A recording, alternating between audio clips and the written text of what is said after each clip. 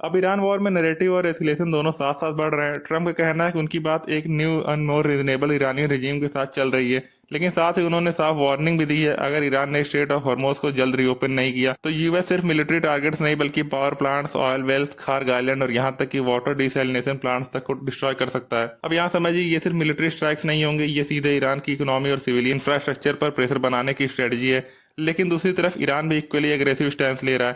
पहले ही वार्निंग दे चुका है कि अगर यूएस ने ऐसा कुछ किया तो वो पूरे गल्फ रीजन में एनर्जी इंफ्रास्ट्रक्चर को टारगेट करेगा, जिसमें ऑयल फैसिलिटीज के साथ साथ डिसैलिनेशन प्लांट्स भी शामिल होंगे। और ईरान ने तो यहाँ तक कह दिया कि हम तो इंतजार कर रहे हैं ग्राउंड इन्वेजन का, यूएस टू पर्सियन गल्फ की सार्क के लिए अच्छा खाना बनेंगे।